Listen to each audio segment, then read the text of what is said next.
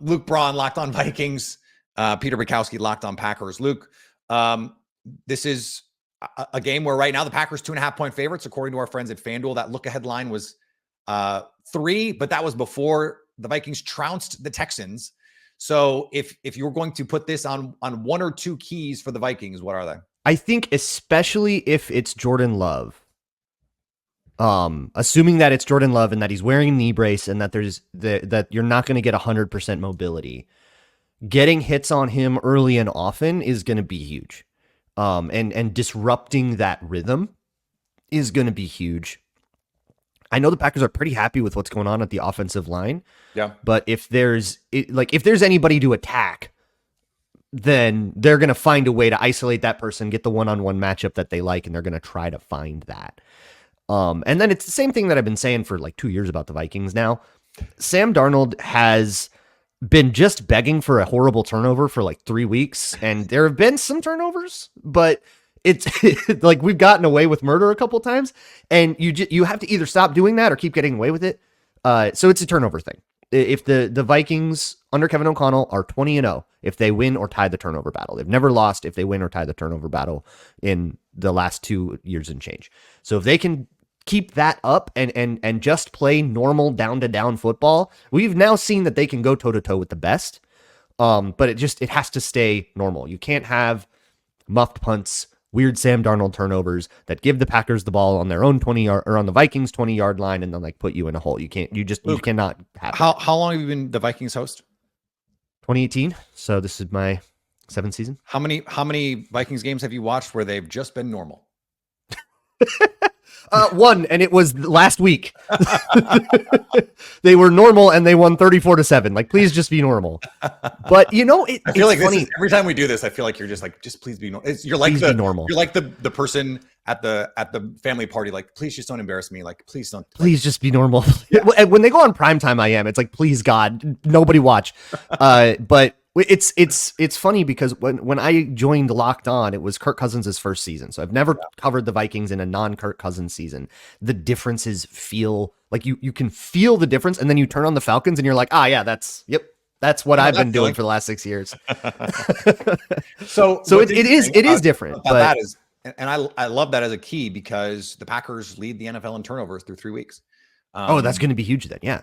And so it's pressure and turnovers. No one has created turnovers at a higher clip. They have as many interceptions already through 3 weeks as they had in the entirety of last season, including a pick six last week from Jair Alexander, where they did nothing special. Will Levis just had a brain fart and threw it to Jair Alexander the other way. He just jumped one, right? It was just like, well, first of all, it was like the worst.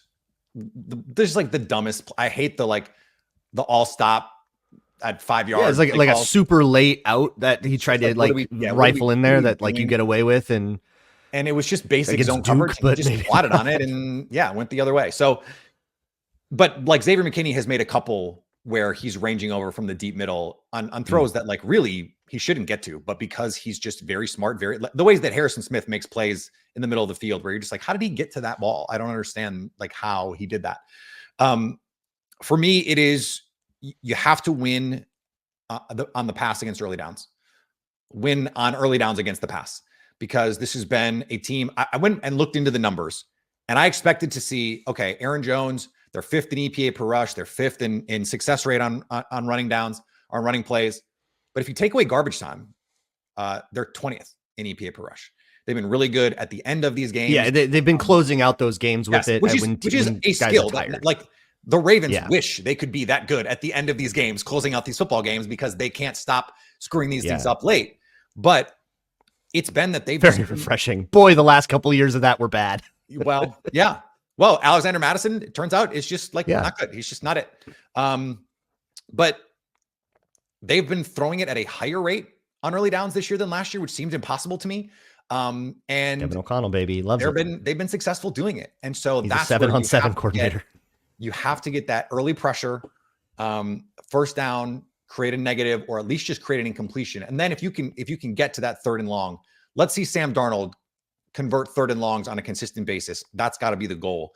And I think they can do it with interior pressure at Ingram. I'm kind of surprised they have not come up with better solutions to what's going on there. Yeah, that's so the pressure thing. I wanted to get into that because that's probably the biggest weakness on the offense is that interior line. It's been Ingram, it's been Bradbury, Blake Brandel has also had his fair share, but it's been mostly teams are attacking those other two guys. Right. The thing is, in the run, those guys have been really absolute good maulers. Yeah. Holy moly, those guys have been maulers. And the Vikings have. They do have Dalton Reisner in the building. He's on IR right now, and they had him, and they said he was going to like kind of push these guys, but it never really was serious, even when he was healthy, and then he got hurt, and it kind of was a moot point. Well, that's what happens to a guy you add in August. Like those guys just usually can't move the needle the way you would like them to if you need them to. I mean, yeah, and he was starting by the end of the year last year when they traded Ezra Cleveland away, but they signed him as a backup. They signed him with like roster bonus, like they weren't even sure if he was going to make the team. But they were like, he's here to like push the guards and stuff. Yeah. But yeah, Ingram and Bradbury have been the guys that, you know, they're trying to the other teams are trying to isolate with the one-on-one. We saw Daniil Hunter, you know, lining up over the center, like on third downs, that kind of thing to get that interior pressure. Pressure on the tackles has been impossible. Nick Bosa got a couple on Christian Darrisaw, and I think you kind of just have to be Nick Bosa. Otherwise Darrisaw on Will Anderson totally smoked him. On Hunter got a couple on him. That was pretty fun because those guys know each other so well. But if you're gonna get pressure, it has to be up the middle. So it has to be, you know, your Devontae Wyatt or whoever it is that you're gonna be like the guy that gets pressure up the middle, or it has to be like Kenny Clark, Rashawn Gary, Bradbury. We've seen that before. Yeah. Or it has to be like Rashawn Gary moving the inside on third down, that kind of thing. But getting that pressure or preventing that pressure, finding a way to keep Bradbury and Ingram on a double team with each other so they can help each other out is going to be really crucial for the Vikings protection schemes. One thing that the Packers have done that has become one of the in vogue things to do, and you will see the Vikings do this, and the Mike Zimmer did this occasionally too, is they will try to mess with your protection rules where they are going to put three guys on one side. Sure. Where you don't have enough, and then you've got 3 for 3, and then you've got one on the other side, just Rashawn Gary. So you can't slide protections to Rashawn Gary. Yeah. But then the cool thing is now you walk up a linebacker, and Brian Flores does this too. You walk up a linebacker, it looks like 5-on-5. You think you have this mapped up, and then you have the other linebacker comes looping in around. So it almost becomes like a cross dog, and it's really tough for teams to handle that. We saw Jeff Hafley go deep in his bag against the Titans in the second half when they knew they had to pass. And came up with some really cool stuff, like Edgerrin Cooper shot out of a cannon on some of these. And so they're certainly going to do some things to try and stress the Vikings offensive line. I think it's going to be a cool chess match in that way. You want to make a prediction? I don't, but I will if you need me to. I can name it. It's 27-24. I don't know. We don't know what we're gonna see from Jordan Love if he's going to be able to play. I think that's what makes this really tough. It does. And so I think this is going to be a really good football game. I'll pick the Packers just because you picked the Vikings. I don't have a strong lean on this. I was certainly much more confident they were going to beat the Titans last year or last week and the Colts before that. So let's have a great game. And let's disagree a little bit more the next time we do this. Sound good? Actually, we'll argue a little more. I like what you said at the beginning, though, that this might be the two best teams in the NFC. Looking at the way the Falcons are struggling, the way the Lions have been up and down, like this might be the two best teams in the NFC. Nobody had that on their bingo card. So yeah, let's go have a game.